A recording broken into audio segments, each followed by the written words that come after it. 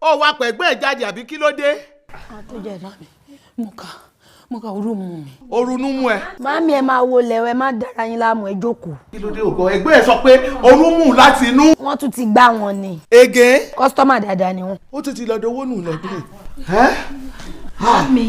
mo ti sọ fún wọn pé tán bá fẹ́ lọ àjàbí umra Ali Yusuf International Travels and Tours ní kó bá lọ àìmọye èèyàn tí mo ti introduce wọn tó yẹn pé wọ́n délé báyìí wọ́n ń dúpẹ́ ni ziyara ọ̀fẹ́ ní Mecca àti Medina accommodation wọn kò lẹ́gbẹ́ hospitality wọn báyìí 100% ni hòtẹ́ẹ̀lì tó máa gbà fún yín báyìí ẹgbẹ́ aram ló máa wà mo ti sọ fún àwọn ni wọ́n gbọ́.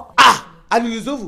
kí ló tún dúró dé máa bọ̀ ní Ali Yusuf International Travels and Tours tó kalẹ̀ sí nọ́mbà 50 Ìṣàgá road Owódélé bus stop along Blue road Sùúrùlérè Lagos 08035124441 ọ́fíìsì wa wà nílùú Ìlọrin Ìbàdàn Ọ̀yọ́ Ayétòrò Ali Yusuf International Travels and Tours ìbẹ̀rù Ọlọ́run. kò síná tó ń jó tí kì í ṣe èéfín àfiná ọmọ mo bẹ lọ́run fún gbogbo ìwọ tó ń wo fídíò mi iná ọmọ ò ní jó ẹ o ò ní sunkún ò ní mọ̀ bànújẹ́ lórí ọmọ kọ́lọ́run wọlá àṣẹ tọ́lọ́run fi ń jọ́ lọ́run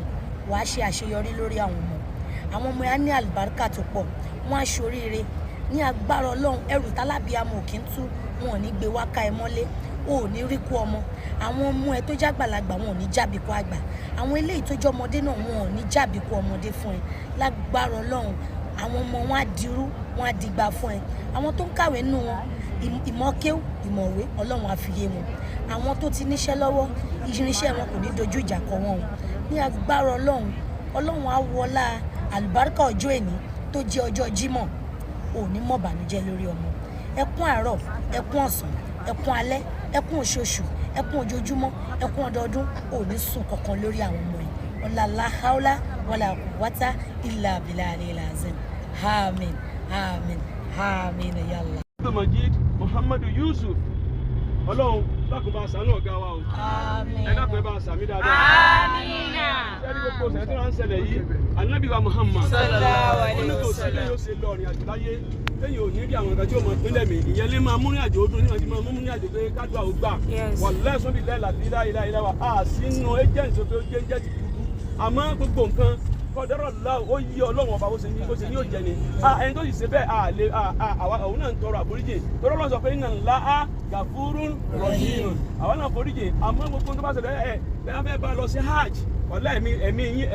yín balẹ̀ yìí pé kò sí nǹkan tí ó ṣẹlẹ̀ bí mo ṣe wáyé náà ẹ̀mí yín balẹ̀ pé ẹ̀mí wọn balẹ̀ pé kò sí nǹkan tí ó ṣẹlẹ̀ àmọ́ ó kàn wu Ọlọ́run bá bẹ́ẹ̀ pẹ̀lú bó ṣe ṣẹlẹ̀ yìí ni ọ̀gá ní ká kí yín ká tọrọ àforíjì lọ́wọ́ yín kẹ́ ẹ má bínú nítorí Ọlọ́run kí Ọlọ́run bàbá lè kí ọlá kó ràn kó sẹ́yìn lẹ́sàn gbogbo lọ́lá táyì bá rí gbà Ọlọ́run lákùn jẹ́ rí gbà. Àmínà. Ọlọ́run pẹ́ fọmọ tẹ́lẹ̀ abẹ́ lọ́run fún afẹ́ kó máa kọ́ ládà àmọ́yé. Àmínà yàrá. Ìbílẹ̀ ńlẹ̀ Ọlọ́run lákùn jẹ́ ẹ̀bá ńlẹ̀. Àmínà yàrá. Àmín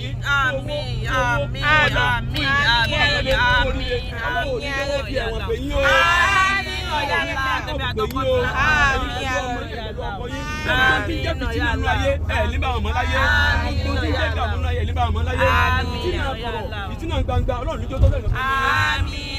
olùdarí àti aláṣẹ lákùnbà síjú àánú rẹ̀ wò wọ́n Alhaji Abdulmajid Muhammadu Yusuf lákùn mọ́jẹ wọn ó sì ṣe èyí dákun dáwọ́ níta ń ṣe lọ́wọ́ yìí dákun já gúnlẹ̀ láti àlàáfíà a rí pé a ti dé ìlú Mẹ̀dínà báyìí a gbéra ní ọ̀la pẹ̀lú ògo Ọlọ́run lọ sí ìlú Mẹ́kà a bẹ̀rẹ̀ sí ṣiṣẹ́ gangan a fẹ́ lọ ṣe umura wa báwọn bá wa bẹ̀rẹ̀ sí ṣiṣẹ́ umura náà láti Mẹ̀dínà bíi dé Mẹ́kà a bẹ̀ wọ Ọlọ́run ọba tí ma fi sọ rẹ sọdà dákun ma fi sọ rẹ sọ wa dákun ma fi sọ rẹ sọ wa gbogbo ní abá tọrọ ní bẹ́tìlì àti dákun já musẹ gbogbo tó bá tọrọ ní sàfàtì mọ́rùwà dákun bá musẹ wọlé wa bá ń tà wá fún dákun ma jà ṣubú mẹ́ wọlé wa olùdùnú tá a ti di kalẹ̀ a ní tu pẹ̀lú ìbànújẹ́ wàlá haúlà wàlá quwwata illa billah bàbá ọmọ oníṣẹ́ ìṣẹ́lẹ̀ lọ́wọ́ níjó pa lórí wàlá iná àtọ́ yìí náà. Bismillahir rahmanir rahim náà àti iná pẹ̀lẹ́kọ̀ sára fasọ́lẹ̀ bíkọ̀ ní àrùn náà ṣáàdùn ọkà wọlé. ẹ̀yin wa kí dínú.